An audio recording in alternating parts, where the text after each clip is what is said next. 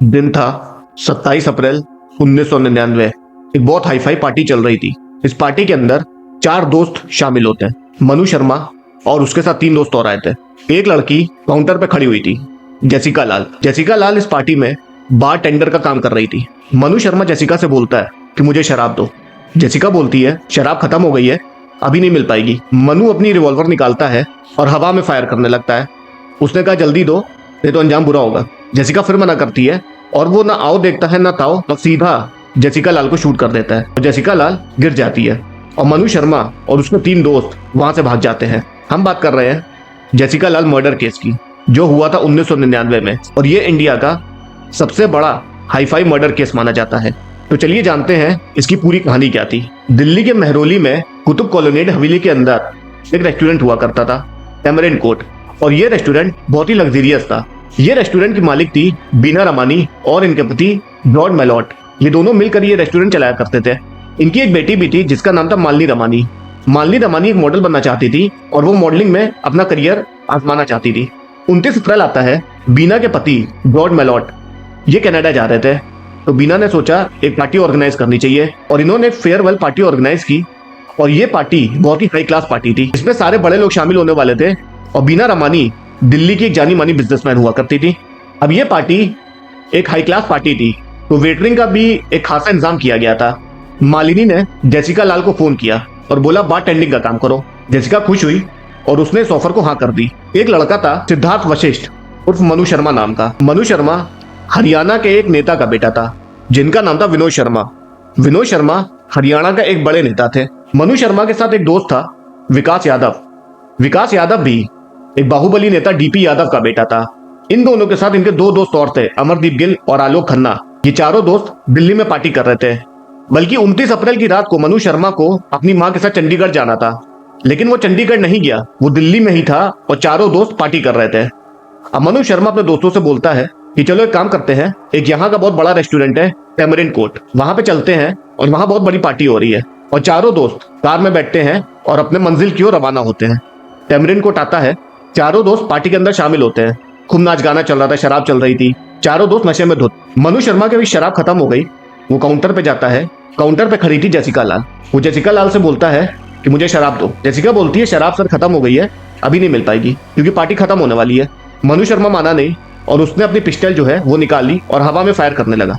मनु शर्मा कहता है जेसिका से शराब दो, नहीं तो उसका अंजाम अच्छा नहीं होगा। जेसिका फिर मना कर देती है। मनु शर्मा न आओ देखता है न ताओ और वो फायर कर देता है। जेसिका लाल वहीं गिर पड़ती है। इस पार्टी में 100 से ज्यादा लोग थे, लेकिन सब इतना नशे में थे कि कुछ देर तक किसी को कुछ समझ ही में नहीं आया कि हुआ क्या। बीना रमानी जब जेसिका को देखती है कि जेसिका को गोली लग गई है, तो वो तुरंत जेसिका के पास आती है और जब उसने मनु शर्मा की तरफ देखा तो उसने मनु शर्मा से पूछा कि तुम कौन हो और पिस्टल लेके यहाँ क्यों आए हो। मनु शर्मा बीना से बोलता है कि मैंने गोली नहीं चलाई। मनु अपने तीनों दोस्तों के साथ वहां से निकल जाता है। जेसिका लाल को हॉस्पिटल ले जाया जाता है, लेकिन वहां पे उसको मृत घोषित कर देते हैं। दूसरी तरफ मनु अपनी पिस्टल को छुपा देता है और विकास यादव के गाजियाबाद वाले बंगले में चला जाता है और चारों दोस्त रात भर वहीं रुकते हैं। अब मनु अपने एक दोस्त को फोन करता है जिसका नाम था मनु झिंगन। वो अपने दोस्त से बोलता है कि जो पिस्टल मैंने छुपाई है उसको नष्ट कर दो, और इसका दोस्त उस पिस्टल को नष्ट कर देता है। मनु शर्मा और इसके तीनों दोस्त फरार हो जाते हैं। ये केस बहुत हाईफाई था, पूरे देश को पता चल गया था और पूरा देश गुस्से में था कि इन चारों आरोपियों को गिरफ्तार करो। सबसे पहली गिरफ्तारी होती है मनु शर्मा के दोस्त अमरदीप सिंह गिल की। इसको सबसे पहले 4 मई को गिरफ्तार करती है पुलिस। इसके बाद 8 मई को पुलिस गिरफ्तार करती है बीना रमानी और उनके पति जॉर्ज को। इनके ऊपर यह आरोप था कि ये बिना लाइसेंस के पार्टी में शराब सर्व कर रही थी और इस पार्टी में कोई भी आ सकता था। और इनके ऊपर यह भी इल्जाम था कि इन्होंने पार्टी में से खून के धब्बे साफ करवाए थे, जो कि एक अहम सबूत था। तो इनके ऊपर सबूत मिटाने का भी आरोप लगा था, जिसके चलते इन दोनों को गिरफ्तार किया गया था। लेकिन बाद में बीना रमानी और उनके पति को जमानत मिल गई थी। इसके बाद पुलिस अरेस्ट करती है अमित झिंगन को। इसी ने पिस्टल को नष्ट किया था, लेकिन अभी भी मनु शर्मा पुलिस की हिरासत में नहीं आया था। इसके बाद 29 मई आता है और विकास यादव ने दिल्ली पुलिस को खुद ही सरेंडर कर दिया था और यह पता चला था कि वो मिजोरम जाकर छुप गया था। वहां के कोर्ट से वो अंतरिम जमानत लेकर आया था और इसी बीच मनु शर्मा को भी गिरफ्तार कर लिया गया था। उस दिन पार्टी में 100 से ज्यादा लोग मौजूद थे, तो पुलिस के पास कई गवाह थे। अब ये केस जाता है कोर्ट में, तो सबको ये लग रहा था कि ये केस तो तुरंत ही सॉल्व हो जाएगा, लेकिन ऐसा नहीं हुआ। 3 अगस्त को पुलिस अपनी चार्जशीट दाखिल करती है और 6 साल मुकदमा चलता है। 21 फरवरी 2006 को अदालत अपना फैसला सुनाती है और सभी लोगों को इसमें रिहा कर दिया जाता है। और जैसे ही रिहा करने की खबर सामने आती है, ये सारी खबरें अखबारों में फैल जाती है, लोगों को पता चल जाता है, बहुत आलोचनाएं होती हैं और सब यही बात कर रहे थे कि केस बिल्कुल साफ था कि इन चारों ने मर्डर किया है, तो कोर्ट ने इन आरोपियों को क्यों रिहा कर दिया। सबके मन में यही सवाल आ रहा था और इसका कारण सिर्फ एक था कि एक के बाद एक गवाह वो सारे कोर्ट में पलट गए और ये भी बताया जा रहा था कि जेसिका की बहन सबरीना के ऊपर प्रेशर डाला गया था कि वो केस वापस ले, लेकिन उसने केस वापस नहीं लिया। उस दिन पार्टी में 100 से ज्यादा लोग थे और कई लोगों ने यही बोला था कि मनु शर्मा ने जेसिका का मर्डर किया है, लेकिन जैसे ही ये केस कोर्ट में पहुंचा, सारे लोग एक एक करके अपना बयान बदल दिए और जेसिका की बहन सबरीना ने खुद बताया था कि बीना रमानी ने उनसे खुद कहा था कि ये रसूख वाले लोग हैं, ये पावरफुल लोग हैं, इनसे पंगा मत लो, अपना केस वापस ले लो। लेकिन सबरीना ने केस वापस नहीं लिया था। 3 मई 2001 को एक सबसे महत्वपूर्ण गवाह था शायन मुंशी नाम का। मुंशी ने पुलिस को दिए लिखित बयान में साफ साफ ये बताया था कि मनु शर्मा ने ही जेसिका को गोली मारी है, लेकिन जब कोर्ट में बयान देने की बारी आई तो उसने अपना बयान पूरी तरीके से पलट दिया और शायन मुंशी ने अपने बदले हुए बयान में कोर्ट को यह बताया कि उस दिन 2 तरफ से गोलियां चली थी।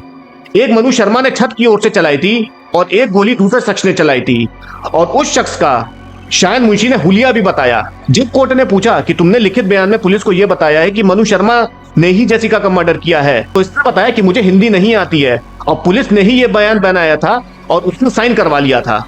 तो ये पूरी तरीके से कोर्ट में पलट चुका था।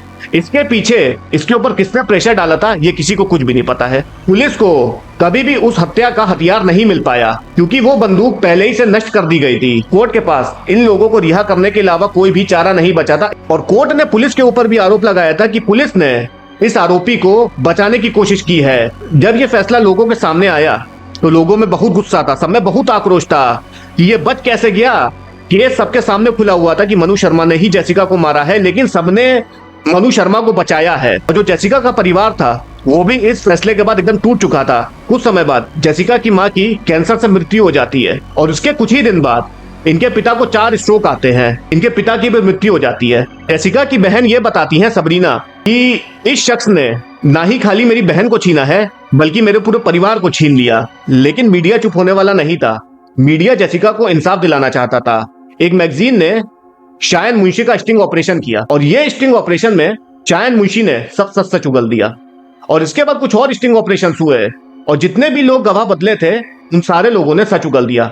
कोर्ट ने माना कि जितने भी गवाह थे वो सारे झूठ बोल रहे थे और उसके बाद ये केस दोबारा खुलता है और हाई कोर्ट में इसकी 25 दिनों तक सुनवाई होती है और हाई कोर्ट ने लोअर कोर्ट के फैसले को बदलते हुए मनु शर्मा को आजीवन कारावास की सजा सुनाई और इसके दोस्त विकास यादव को 4 साल की सजा सुनाई। और हाई कोर्ट ने यह भी माना कि जितने भी गवाह पेश किए गए थे वो सारे झूठे थे और जितने भी सबूत दिए गए थे वो भी सारे झूठे थे। कोर्ट ने शायन मुंशी के खिलाफ भी मुकदमा चलाया क्योंकि उसने अपना बयान बदला था। इसके बाद 2020 में मनु शर्मा को 6 बर्ताव के कारण जेल से रिहा कर दिया गया था और अभी मनु शर्मा जेल के बाहर है।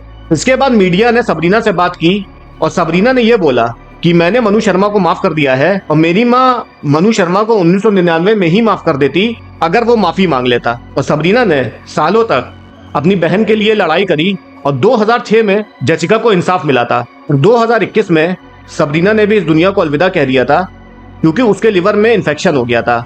अभी जेसिका के परिवार में कोई भी नहीं बचा हुआ है और जेसिका लाल हत्याकांड के जितने भी आरोपी थे वो सारे जेल के बाहर हैं और मजे से अपनी जिंदगी गुजार रहे हैं। और जेसिका लाल ने इस दुनिया को 29 अप्रैल 1999 को अलविदा कह दिया था। तो दोस्तों यही पूरी वीडियो थी जेसिका लाल हत्याकांड के बारे में।